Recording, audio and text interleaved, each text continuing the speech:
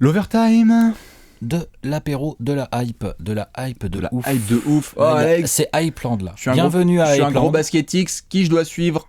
Les Sixers ou les Wolves.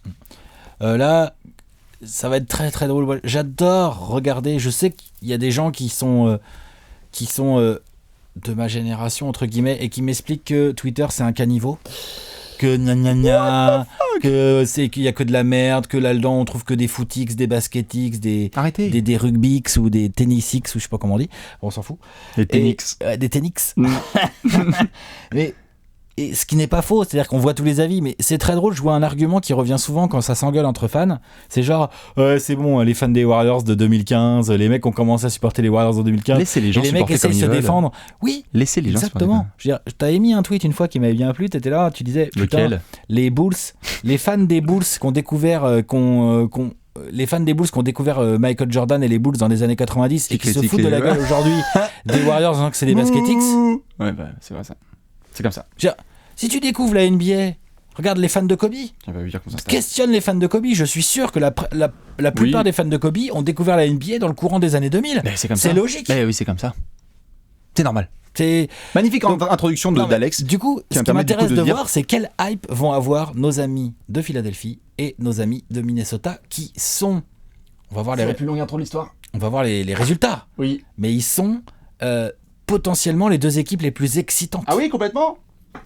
On s'installe du coup pour parler des Sixers et des Wolves. Tu nous as mis toute la table, les couverts, etc. pour parler des Wolves et des Sixers. Les petits plats dans les grands, comme on dit là. Exactement. Du coup, on vous attend bien évidemment dans les commentaires parce que sur ce début de free agency, Alex, il y a deux équipes qui se séparent un petit peu du lot. Oh là non, les Warriors qui prolongent, next. Le Thunder qui recrute Paul George, lol. Les Rockets qui se font le taf, etc. Non mais Rockets et Thunder nous ont excité le marché avec des blockbuster trades. Mais là on s'occupe des franchises qui vont vraiment avoir la hype. Les franchises où putain qu'est-ce que je fais là, on est en novembre, il est 2h du matin, qui je regarde? Sixers, Wolves, c'est l'heure un petit peu du duel. Sur ce début de free agency, Alex, on va s'occuper de chaque dossier. On commence d'abord par Philadelphie. Parce que Philadelphie en termes de hype... Ah oui, c'est très différent. C'est très différent. Pour moi c'est des dossiers très différents. Tout à fait. C'est pas les mêmes hype. Tout à fait. On va pouvoir les décrire un petit peu. Et donc du côté de Philadelphie, on a vraiment des joueurs qu'on n'a pas encore trop vu sur le terrain. C'est la hype de la jeunesse. C'est la hype de la jeunesse. Genre Ben Simmons, on l'a pas encore vu dans l'environnement NBA. Pas vu jouer. On a vu des images d'entraînement. En Summer League, mais on a vu qu'il cassait tout en Summer League. Moi je t'ai vu aussi en Summer League, Alex. Voilà. C'est bon, okay, ça va. Moi aussi je casse tout en Summer League. Exactement. Maintenant j'ai envie de le voir avec des grands. Markel Fultz. J'ai envie de savoir à quel poste il va jouer. Est-ce qu'il va jouer 3? Est-ce qu'il va jouer 4? Markel Fultz. Markel Fultz, pour le coup, j'ai envie de le voir avec une vraie équipe autour de lui, parce que je veux pas être désagréable avec Washington, les Huskies là. Enfin bon, c'est pas les Huskies, non? Oui, c'est c'est Washington Huskies, non? Je sais plus. En tout cas, il avait une équipe de faible niveau. Oui. C'est pas comme Washington, je sais pas, c'est pas comme Lonzo Ball ou De'Aaron Fox qui étaient des meneurs, donc dans des équipes fortes. Oui, non, c'est clair. Tu vois, mais il arrive avec une grosse hype parce que techniquement, il est très très fort, etc. Mais là, on parle juste des... On parle des... Tout à fait, mais on parle des jeunes, Alex. Mais ils ont aussi dépensé un petit peu. JJ Redick, 1 an. Et après, ils ont amené du brisket. Amir Johnson, c'est de l'expérience. Ça fait des joueurs un petit peu qui peuvent rentrer dans le 5 majeur, par exemple. Covington pour une bouchée de pain. C'est pas vraiment un vétéran, mais il est quand même plus vieux que. Enfin, il fait monter la moyenne d'âge du roster. Ça fait augmenter la hype des Sixers, qui était déjà belle l'année dernière avec 30 matchs de Joel Embiid. Là, maintenant, il y a déjà eu des gens à l'intérieur de la franchise qui ont dit on est déjà pratiquement sold out pour tous les matchs à la maison des Sixers. Voilà, ce qui est quand même ouf, tu vois, je dirais Philadelphie, qui est une ville sportive, soulignons-le juste, parce que c'est pas non plus n'importe quoi, juste de la hype autour des Sixers, c'est une ville sportive. Mais là, sur le dossier Sixers, sur une échelle de 1 à 10 en termes de hype, on est à peu près à 8, là, à peu près à 8 en attendant que ça redémarre un peu. Parce qu'on n'a pas encore eu on n'a pas eu encore d'image de Ben Simmons qui joue avec Joel Embiid, qui joue avec Markel Fultz. C'est de l'excitation, c'est de l'expectative, on se fait tous des films, on a envie de voir comment ça joue et d'essayer d'imaginer qu'est-ce que ça pourrait donner. C'est ça. Mais ils ont ce qui est génial pour les Sixers cette année, c'est qu'ils ont une hype incroyable. Ils n'ont pas une très grosse pression du résultat. Non, si les Sixers gagnent pas trop de matchs cette année, on sait très bien que les équipes de jeunes, ça gagne pas beaucoup de matchs en NBA. Ouais, mais quand même. Non, mais ça gagne pas beaucoup de matchs les équipes de jeunes. Tu connais beaucoup des équipes de jeunes qui gagnent des matchs? Non, bien sûr, mais pour le coup, ils auront quand même la pression s'ils font vraiment un bilan similaire. S'ils font 20 victoires, on va tous leur chier dessus. Mais ce que je veux dire par là, c'est qu'on va leur chier dessus, mais on sait quand même que les équipes de jeunes, ça gagne pas beaucoup de matchs. Non, c'est sûr. Voilà. Et ils sont dans la conférence Est. L'autoroute. Il va y avoir des équipes qui vont pouvoir battre. Hein. Ah oui, ils vont pouvoir se faire plaisir. Non, ça c'est sûr. Et puis, inutile de le mentionner aussi, des petits joueurs entre guillemets, qu'on n'a pas trop mentionné parce qu'ils sont pas forcément dans la hype, mais on les adore. Luau, Dario Saric. Cocorico déjà. Je veux dire, ça va, tu fais plaisir. Dario Saric, il est génial. Voilà. Comment Oui. Le petit meneur blanc là, bien coiffé. Là. TJ McConnell. Ouais, voilà, lui, il est marrant. Là, on verra, on va voir ce qu'ils vont faire comme recrutement parce qu'ils ont encore un peu de sous, beaucoup de sous à dépenser pour les Sixers. Donc là, cet été, on va voir ce qu'ils vont faire. Ils en ont un peu moins parce qu'ils viennent de mettre 23 et 11, ils viennent de mettre 34 millions, bon, juste sur un an. Mais ils viennent de mettre 34 et c'est de 34 dans le cap. Hein. Ouais, tout à fait. Il n'y a pas de. Non, il n'y a pas de beurre du cap. Tout à fait. Donc les Sixers, il faut dire que tous leurs autres joueurs sont en contrat rookie ou quasi. On va se faire plaisir. Mais l'autre dossier, Alex, tu le sais, il faut qu'on en parle, ce sont les Wolves. Et là, les Wolves, attention, parce qu'on avait déjà eu le transfert de Jimmy Butler. On se disait, what ? Jimmy Butler plus Tom Thibodeau, Andrew Wiggins et Karl Anthony Towns, lol. Les mecs, ils ont fait quoi derrière ? Ils ont fait, ok. Alors on a besoin d'un meneur qui pénètre un peu plus. Alors on va prendre Jeff Teague, qui était probablement parfait dans ce rôle-là. On a déjà vu ce que les meneurs slashers donnaient sous Tom Thibodeau. Petit clin d'œil à Derrick Rose, qu'on attend chez les Knicks, bien évidemment, pour la prolongation qui n'aura jamais lieu. Et après, ils ont fait, il nous faut un ailier fort qui fait le taf, qui pourrait gueuler, un peu vétéran, qui connaît Thibodeau. Alex, qui on pourrait prendre ? Nicolas Mirotic. Putain, les mecs prennent Taj Gibson. Non, mais c'est incroyable. Très c'est incroyable. Ils voulaient Paul Millsap, soulignons-le. Ils avaient envie d'avoir Paul Millsap. C'est quoi Taj Gibson ? C'est un espèce de sous-Paul Millsap un peu pas cher, quoi. Là, t'es super généreux. Tu viens de mettre Paul Millsap et Taj Gibson dans la même phrase ?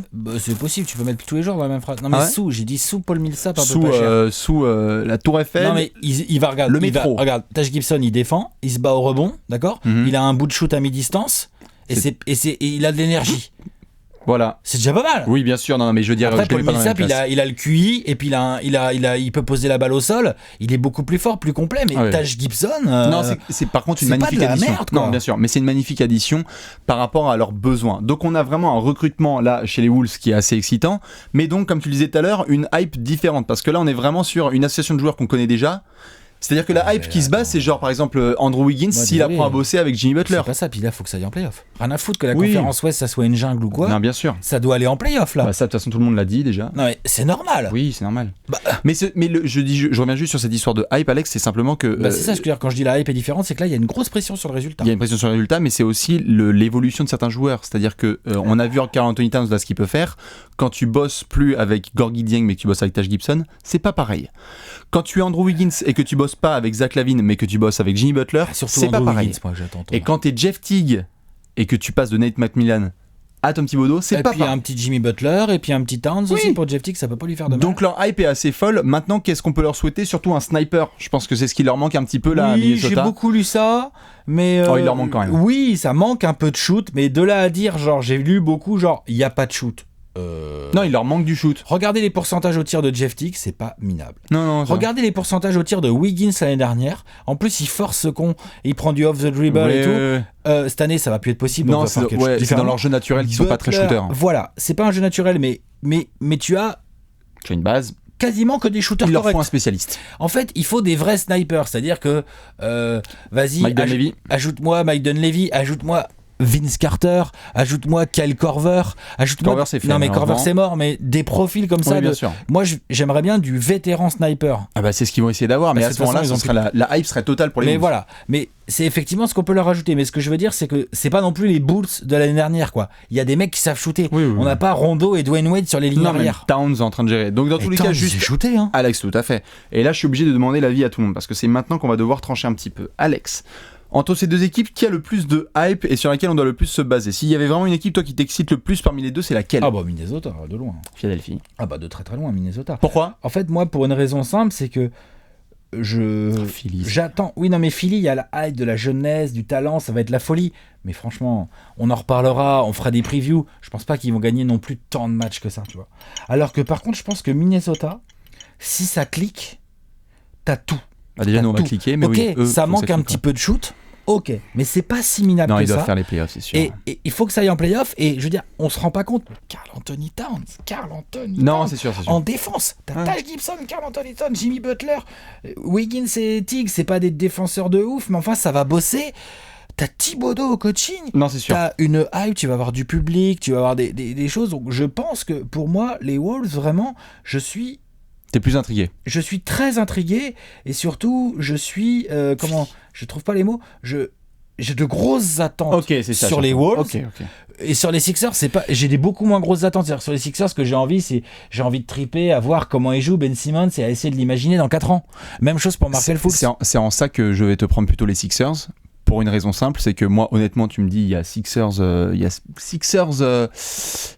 Nets contre Minnesota Lakers. Je sais déjà, au même horaire, je sais déjà que je regarde les Sixers plutôt que Minnesota. Clairement. C'est-à-dire que les Sixers, il va y avoir une telle hype à domicile sur les matchs qu'ils vont avoir. Je dirais même à l'échauffement, il y a des mecs qui vont arriver 2 heures avant pour voir Markelle Fultz en train de déconner avec Ben Simmons. Il y a des gars en plus qui ont du caractère. Parce que j'aime bien les Wolves, mais ça m'intéresse moins. Bien sûr, mais c'est très Thibodeau, tu vois. Ça va être très genre, Thibodeau, ok, allez, c'est parti, on applique, etc. Donc, il y a la hype de juillet, mais je crois qu'à partir de novembre, bon, les résultats vont commencer à s'installer, on va être là genre, bon, ok. Alors que Philly, tous les soirs, t'as vu le bordel que Embiid a foutu? Imagine là, tous les soirs, on va être là genre, bon, alors il y a eu triple-double de Ben Simmons en, je sais pas, le 12 janvier par exemple, imaginons. Markelle Fultz, il est en train de rencontrer. Ce qui me manque juste en fait avec Minnesota, c'est que la hype des Sixers est basée notamment sur des mecs qui peuvent être rookie de l'année. Il y a des mecs qu'on va découvrir, on sait pas si ça se trouve, Markelle Fultz, il peut tourner à 20-22 points de moyenne. Si ça se trouve, Ben Simmons, il peut être. Karl Anthony Towns, il peut être dans la course au MVP cette année, mon gars. Bien sûr, mais on le sait déjà. Dans la course au putain de MVP. On le sait déjà. Oui, on le sait déjà. Par contre, si ça arrive vraiment et que Minnesota se met vraiment à bien jouer, si ça marche pas, ça marche pas. Non, mais s'ils se mettent vraiment à bien jouer, on peut avoir affaire à une sacrée équipe. Hein. Non, c'est clair. Et donc du coup, je suis excité parce que je me dis, genre, on parle des Rockets, on parle du Thunder, mais si ça se trouve, on a comme toujours un NBA comme ça se régénère, on vient d'assister à la création d'un truc qui peut être sale. Extrêmement chiant à jouer. C'est clair. Dans tous les cas, balancez vos avis là-dessus. Plutôt Minnesota, plutôt Philadelphie. On verra. Il y a d'autres franchises qui vont essayer de faire le taf un peu au niveau de la hype. On va voir ce que le Thunder va essayer de faire aussi en plus du recrutement là autour de Paul George. Il y a des équipes qui ont ça à faire. Le Thunder et les Rockets en termes de hype. Les Rockets en termes de hype aussi, on n'est pas mal du tout. Les Lakers, pour peu que Lonzo Ball il commence à faire un peu de spectacle. Il y a plein d'équipes, mais là vraiment c'est entre Minnesota et Philadelphie. Nous on se retrouve bien évidemment sur la Summer League. On regarde leur match et puis bon courage aux fans des deux équipes parce que là il y a du Ben Wagner qui arrive. Allez, la bise. À la prochaine. Ciao.